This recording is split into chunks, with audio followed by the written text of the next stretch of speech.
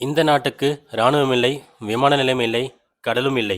ஆனால் இது ஆஸ்திரியா மற்றும் சுவிட்சர்லாந்து என்ற 2 வளமான நாடுகளுக்கிடையில் சிக்கியிருக்கிறது. அப்படியும் உலகின் மிக வளமான பாதுகாப்பான நாடுகளில் ஒன்றாக இருக்கிறது. அப்படியென்றால் லிechtenstein எப்படி உயிர் வாழ்கிறது? இதுதான் லிechtenstein.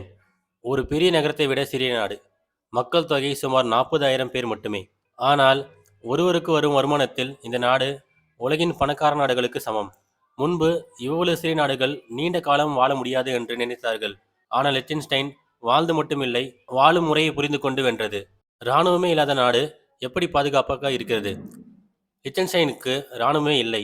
1868ஆம் ஆண்டிலேயே அவர்கள் தங்கள் இராணுவத்தை கலைத்து விட்டார்கள்.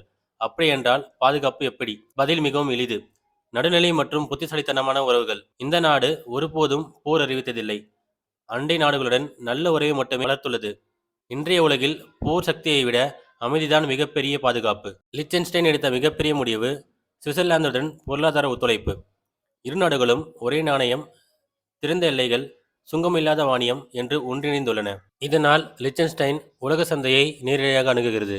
லிechtenstein சுற்றுலாவை மட்டுமே நம்பவில்லை. உயர்தர தொழில்நுட்ப உற்பத்தி, பொறியியல் கருவிகள், நிதி சேவைகள், இதுவே அதன் பலம். சிறிய நாடு, ஆனால் மிக துல்லியமான வேலை. ஆஸ்திரியா, சுவிட்சர்லாந்து நடுவில் இருப்பது ஒரு பலவீனமாகலாம். ஆனால் லிechtenstein அதை பலமாக மாற்றியது. இரு பொருளாதாரங்களுக்கிடையே பாலமாக மாறியது. அரசியல் மோதல்களிலிருந்து விலகி நின்றது. கல்வி, தொழில்நுட்பம், நிர்வாகம் இவற்றில் முழு கவனம் செலுத்தியது. பெரிய நாடுகள் அதிகாரத்திற்காக சண்டையிடும். புத்திசாலி சிறிய நாடுகள் துல்லியத்தில் கவனம் செலுத்தும். லிechtenstein ஒரு விஷயத்தை தெளிவாக சொல்கிறது. நாட்டின் அளவு முக்கியமில்லை, அதன் யோசனைதான் முக்கியம். போர் இல்லாமல் பாதுகாப்பு, சத்தமில்லாமல் வளர்ச்சி, அதிகாரமில்லாமல் செல்வம். உலகம் சக்தியை தேடும் போது லிechtenstein அறிவை தேர்ந்தெடுத்தது.